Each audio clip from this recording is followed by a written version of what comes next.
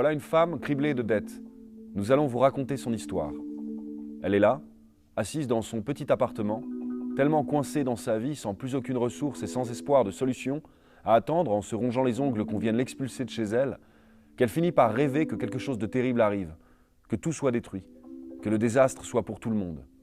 Voilà une femme qui espère un cataclysme afin de pouvoir refaire sa vie, disparaître, commencer une vie nouvelle.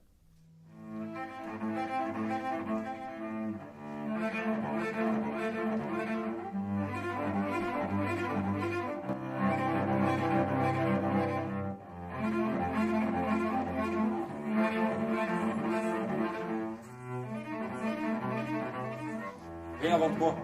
Emporte-moi quelque part dans un train où je n'ai pas de réservation. Dans un pays neuf de l'autre côté de la lune. Dans les ruelles secrètes d'une ville de sable où le temps est suspendu à tes lèvres, mon amour. Je veux être quelqu'un d'autre, je ne suis rien sans toi. Je vais me tirer une balle dans la gorge et la recracher dans tes mains, et il y aura une petite flaque de sang dans ta paume où palpitera mon cœur, cette petite éponge écarlate. Et vous pourrez parler ensemble dans les murmures. Rien d'autre n'existe sinon toi. Devront régulièrement hurler les amants de Madame de Fontbanel, au moins une fois par semaine et à tour de rôle, alors qu'elle s'en ira, terriblement cruelle, fière et intacte, vers un autre corps, plus jeune, plus ferme, plus frais. Et pas l'inverse. L'univers d'Eskandar, j'avais envie justement de... À la base, je crois que le désir de l'écriture s'est né sur l'envie d'inventer un monde autre, en fait, un monde imaginaire, une ville imaginaire. De construire comme ça, de travailler sur voilà, ces rêves-là de villes à moitié détruites et en même temps qui se reconstruisent. Eskandar, ça veut dire Alexandrie en persan. Il y avait toute cette image-là de ville un peu mythique. C'est qu'on a à la fois une chose qui est de l'ordre vraiment du réel et qui vient frotter ce monde fantastique, fabuleux, imaginaire, dans lequel peut-être on peut s'échapper, s'inventer différent, quoi. Dans le rêve de Madame de Fontbanel, il n'y a pas d'éclat de verre, ni de banques détruites, ni de voitures encastrées dans des façades de buildings à 30 mètres du sol, ni d'éléphants somptueux qui s'endorment au milieu des stades.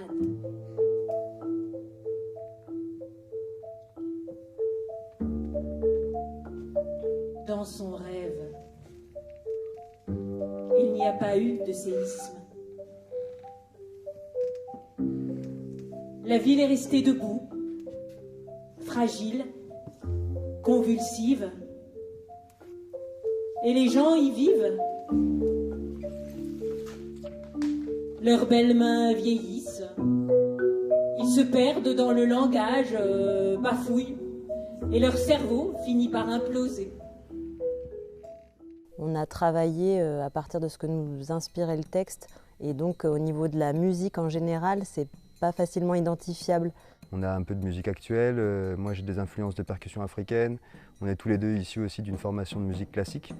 Du coup, à chaque fois qu'on se trouvait un peu entre deux lignes, on avait l'impression que ça collait bien. Je vous demande de bien vouloir évacuer les lieux. Ainsi parlaient les hommes qui se sont présentés dans l'appartement. Mais c'était avant que leur tête ne soit écrasée par 70 tonnes de béton bien armé et qu'elle ne sente enfin la liberté pure, dévaster son ventre, ses reins et les lacis compliqués de ses veines. Justice. Justice. Ô Eskandar, ma ville de sang.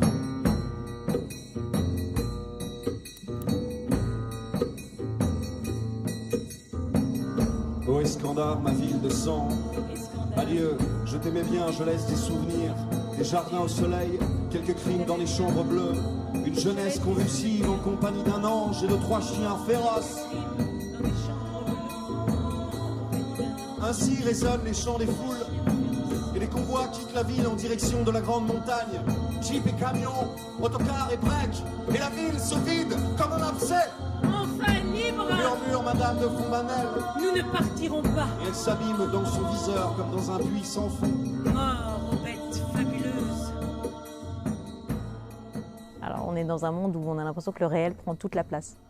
On peut tous avoir envie du chaos, de la destruction, parce que je crois qu'on est dans un moment, en tout cas, où on a envie que quelque chose de nouveau soit réinventé.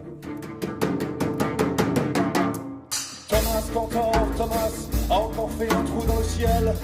Il a fait feu.